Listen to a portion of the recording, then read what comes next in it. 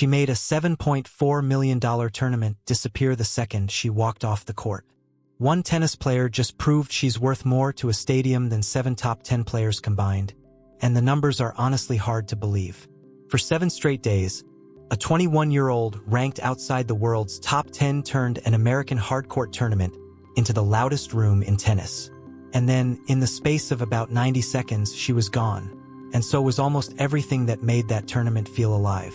Stick with me, because what happened next inside that stadium, and what one of the players who beat her said into a microphone afterward, is the kind of moment that doesn't come around often in this sport. If you care about where women's tennis is headed, you're going to want to see this all the way through. Before we get into it, if you're new here, hit subscribe now, because we're about to follow this story all the way to New York, and you won't want to miss what happens next. The week before the silence.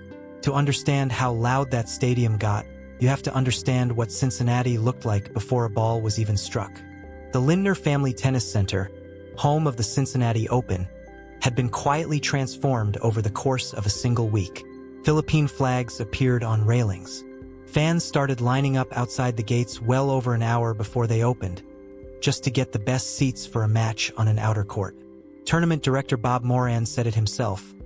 Supporters were already forming a line at the front gate a full 90 minutes before the gates opened, just to make sure they could get to court 3 in time. Moran, a man who has run professional tennis events for years, put it plainly. He had never seen anything quite like it.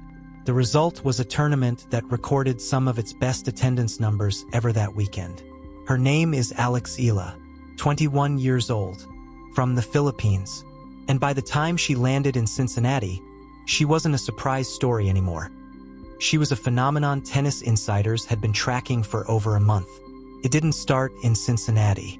It started in Washington, D.C., a few weeks earlier, where Eala won her very first WTA singles title, and did it by beating world number 3 Jessica Pegula in the final. Then came the Canadian Open in Toronto, where her run through the draw turned her into the story of the entire tournament. By the time she touched down in Ohio, ticket brokers and tournament staff had a name for what was happening. People were calling it the Eala Effect. And Cincinnati, despite everything it had heard about her from Washington and Toronto, still wasn't fully ready for what walked through its gates. A nation behind one racket. Here's what made this different from a normal fan-favorite storyline. Eala wasn't just popular. She was carrying something bigger. She's the most successful Filipina player in the history of women's tennis. A country of over 100 million people that has never had a genuine contender on this stage before her. Every time she stepped on court, she wasn't just playing for ranking points. She was playing in front of a diaspora that had been waiting decades for someone like her. Filipino communities across the US and Canada showed up in force, in Washington, in Toronto, and now in Cincinnati, turning ordinary tour stops into something closer to a home crowd. And entering that week in Cincinnati, Eala had one of the most remarkable stat lines in the sport. Against top 10 opponents, she had won 9 of her last 13 matches, a run that included victories over some of the very best players in the world. She had arrived at this tournament fresh off that Washington title, and her ranking was climbing fast. She would actually reach a new career high inside the world's top 20 during the tournament itself. She wasn't a novelty. She was a genuine threat. And on the night of August 17, 2026, that threat walked out to face someone who had been to 2 Grand Slam finals. The match that broke a million hearts. Her opponent was Amanda Anisimova, American, world number 9 seed, ranked 10th in the world. A player who had reached the finals of both Wimbledon and the US Open the year before. This wasn't a routine match. This was the biggest test of Eala's Cincinnati run, and the two of them had never played each other before in their careers. What followed lasted 2 hours and 28 minutes, and very little of it was easy to watch in the best possible way. The first set alone took over an hour. It was a war of nerves from the very first game, but it was the 5th game that turned into something legendary. 20 minutes, 13 deuces, 8 separate break points for Anisimova, and Eala saved every single one of them. 21 years old, facing a 2-time Grand Slam finalist, and she held her composure like someone twice her age. She broke through in the 10th game and closed out the set, 6 games to 4. The stadium erupted. Flags went up. For a moment, it felt like the story everyone came for was about to write itself. Then Anisimova adjusted. The second set stayed on serve through 6 straight games before the American finally found her opening, breaking in the 7th game and leveling the match with a 6-4 set of her own. 1 set apiece. Everything now came down to a third and final set, under the lights well past midnight. And Eala came out swinging. She held her opening service game, then broke Anisimova right back to open up a 2-0 lead. The crowd noise came roaring back. The flags were up again.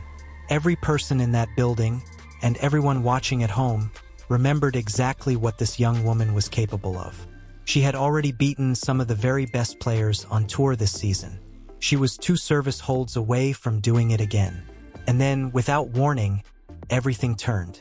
The moment it all slipped away, Anisimova found her rhythm at the worst possible time for the crowd in that stadium.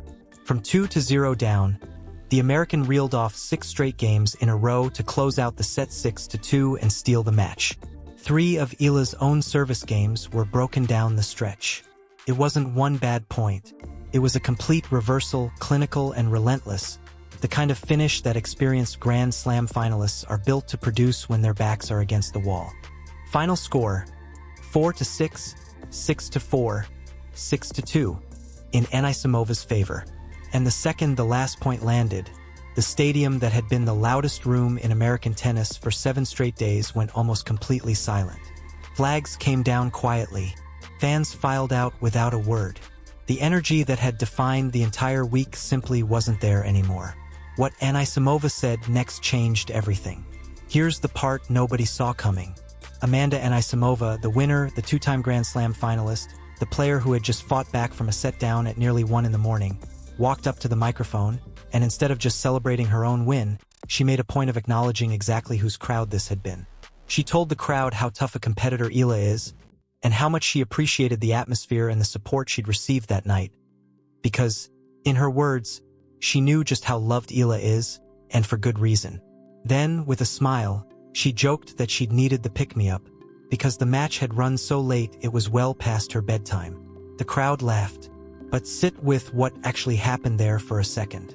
This wasn't a commentator saying it. This wasn't a headline written by a journalist looking for an angle.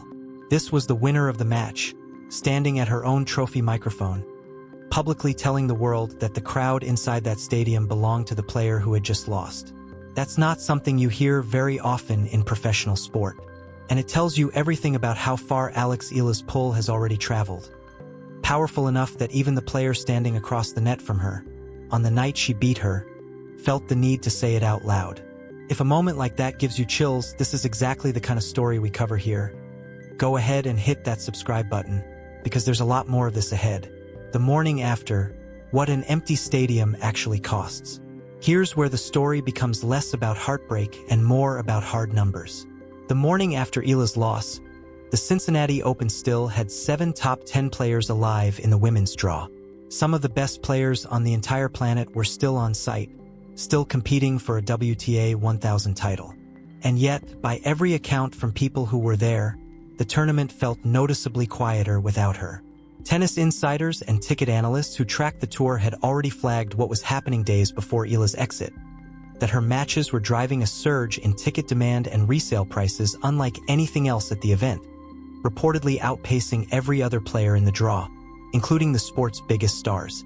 Merchandise stands had been selling out of Philippine flags.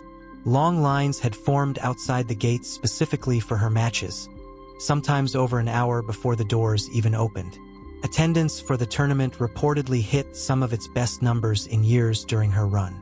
That's an extraordinary amount of commercial weight for a player who, just weeks earlier, was ranked outside the world's top 20. It's the kind of pull tournaments usually only see from the very top of the sport, the Sabalenkas, the Swiateks, the Goffs of the world. And it happened around a player still building her Grand Slam resume. That's not just a nice storyline. That's a measurable shift in how a tournament performs, tied to one athlete's schedule. And Cincinnati felt the difference the moment she was off the court. Why this loss doesn't define her. Here's the thing the final scoreline doesn't show you. Eala is 21 years old. She has already beaten 9 top 10 opponents in her career, 7 of them this season alone. She won her first WTA singles title this summer in Washington, beating a former world number 3 to do it. She reached a new career-high ranking inside the world's top 20 during this very tournament. And she just pushed a 2-time Grand Slam finalist to the absolute limit past midnight in a match that lasted nearly 2.5 hours. Her overall record against the sports elite now sits at 9 wins and 5 losses. That is not the resume of a fluke. That is the resume of someone who is still genuinely just getting started. And she's not slowing down. Days after Cincinnati, she's already been given a wild card into the mixed doubles draw at the US Open, and she's set to play an exhibition match against fellow rising star Iva Jovic before the main event even begins. Her focus now shifts entirely to Flushing Meadows for the final and biggest stop of her North American hardcourt swing. Next stop, New York. The US Open begins in New York in a matter of days. And this time, Eala arrives not as a wild-card story or a surprise run. She arrives as a genuine contender, riding a career-high ranking and a season that has already produced a maiden title and 9 wins over top 10 opposition. She's no stranger to that stadium's history books, either. She's already made history there once before at the junior level, and the entire country of the Philippines will be watching to see what she can do on the sport's biggest American stage as a professional. Cincinnati went quiet the night she left. But if the last month has taught us anything, it's that wherever Eala plays next, the crowd finds her. And New York is about to find out exactly what that sounds like. If you want to be there for every match of that US Open run, subscribe now and turn on notifications, because we're going to be covering every twist.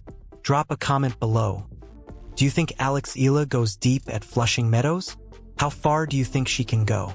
Let's talk about it down there.